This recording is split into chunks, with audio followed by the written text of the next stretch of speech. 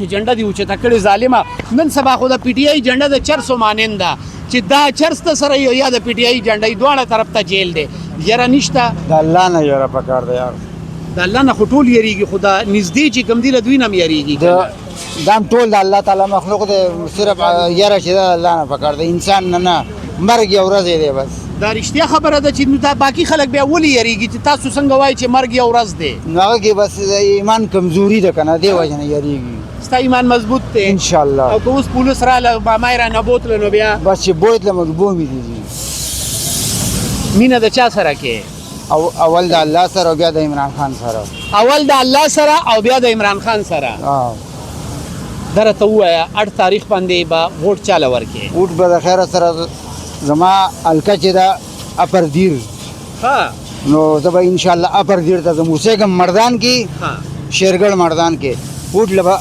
اپر دیر ته ځم د ګوره مزدور سړی او په خپلو پیسو به زه ووټ لا ولې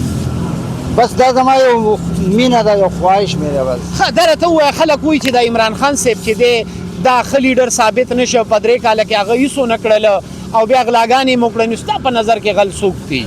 نو بس هغه غلا دي په ثبوته کې موږ ته دې وښایي چې یاره دا غلا یې کړې ده نو مطلب دا چې کوم چې غلا یې کړې ده هغه خو مطلب دا چې چرچې او مزې کوي هغه په جیل کې اچول ده چې غلا دي په ثبوت کې نو بس بیا دې وایي چې دا غلا کړې ده ستا په نظر کې عمران خان څنګه لیډر دی ښه زبردست لیډر دی څه کولی شي خان صاحب دپاره دا هر څه کولی شو انشاءالله هغه دپاره هر څه کولی ګټي به څوک انشاءالله عمران خان رښتیا انشاءالله د الله په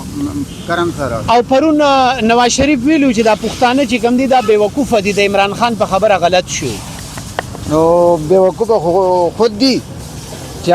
زمونږ کم پښتانه چې هغه په دغه پسې شوي دي په نواز شریف پسې ځکه بیوقوفه دي او چې په عمران خان پسې نو بیا بیوقوفه نه دي بیا صحیح بیوقوفه نه دي نواز شریف له څه جواب ورکړي ورله د پښتنو د طرف نه هغه ټول پښتانه بیوقوفه دي او عمران خان دوکه کړل اول بیوقوفه ته چې ته پښتنو ته بیوقوفه وې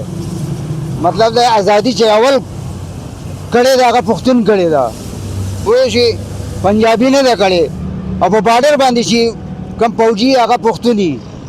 پنجابي نه شته ښه ګوره د پښتون او د پنجابي خبره نه ده دا ټول مونږ یو وطن یو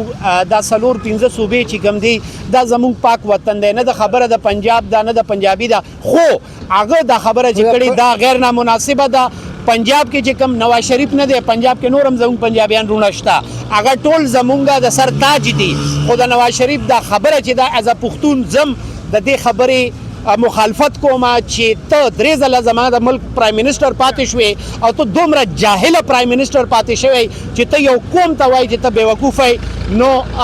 دې خبرې باندې نواز شریف صاحب په دې خبره باندې د پښتون هغه 5% ووټ چې تا ته میلاوېدو هغه هم ستا نه کټ څه پیغام ورکې پښتنو ته بس دغه پیغام ده چې انشاءالله په 8 تاریخ باندې به انشاءالله ټول عمران خان له ووټ ورکوي او عمران خان به کامیابه وي د خیره سره زبردست مننه یو جهان مننه جی